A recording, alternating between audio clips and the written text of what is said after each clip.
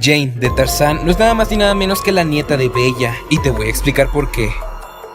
Para empezar, en toda la película nunca se revela el apellido de ninguno de los dos, lo cual luce bastante sospechoso. Además de que ambas usan vestidos muy similares, por lo que el de Jane podría ser una variante del de Bella. Además de que ambas tienen gustos un poco fuera de lo común. También hay que admitir que físicamente son muy parecidas y a ambas les encanta el color amarillo. Pero por si fuera poco, ambas tienen un gran talento enseñando y ambas tienen padres muy excéntricos. Y por la diferencia temporal de ambas películas tendría mucho sentido que Jane fuera la nieta de Bella.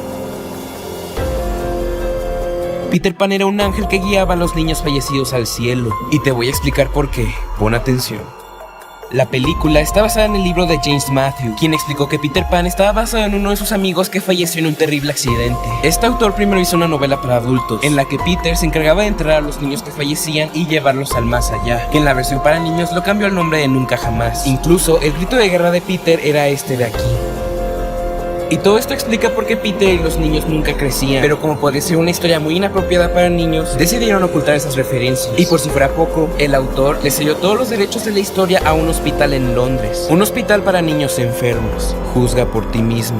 En la segunda película se revela el trágico evento que le sucedió a la mamá de Ariel, Athena. Unos piratas acabaron con su vida, pero ¿sabes realmente quiénes eran estos piratas? Me puse a investigar y encontré algo que afirma que estos piratas son los piratas del Capitán Garfio, de Peter Pan. En Peter Pan se puede ver que una de las sirenas es idéntica a la mamá de Ariel. Además, en ningún momento se menciona su nombre. Además, sabemos bien que estos piratas no querían a las sirenas. Además, cronológica y geográficamente, esta teoría tiene mucho sentido. Y por si fuera poco, los barcos que aparecen en ambas películas son idénticos.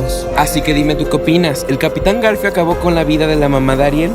Se puede ver que Randall se camufla con diferentes fondos, incluyendo el de la pared de Andy. Empecé a buscar más pistas y llegué a la conclusión de que Randall en realidad fue el asustador de Andy, y te voy a explicar por qué. Todos sabemos que Boo también fue asustada por Randall. Además de la pista del fondo, todos sabemos que en el cuarto de Boo aparecen los juguetes de Andy. También sabemos que Jessie es una juguete única, por lo tanto es la misma que tuvo Andy, y esto confirmaría la conexión entre estas dos películas. Y por si fuera poco, en el lugar en el que figuran las puertas, se alcanza a ver exactamente la misma puerta que tiene Andy. Quiere decir que Andy creció y superó su miedo a Randall, y por eso su puerta simplemente fue triturada. Pues existe un personaje oculto que provocó todo lo malo que ocurrió en las historias, pues todos los problemas que ocurrieron dentro de la casa de Andy fue culpa de uno de los juguetes, y esta es la bola 8. Y te voy a explicar por qué. En la primera película, Woody le hace una pregunta a la bola 8, pero lo que le respondió provocó que Woody se molestara mucho, y fue la gota que derramó el vaso para que Woody aventara a Buzz por la ventana. En la segunda película, la bola 8 se encontraba justo al lado de Wizzy en el estante, y llamó la atención de Woody para que revisara y se lo encontrara. Woody lo termina rescatando, pero se lo terminan robando a él. Y en la tercera película, la bola 8 se cae de la caja de juguetes de Molly, pero esto provocó que Andy se distrajera y no subiera la bolsa de sus juguetes al ático. Así que es más que obvio que la bola 8 quería deshacerse de los demás, y al final lo terminó logrando.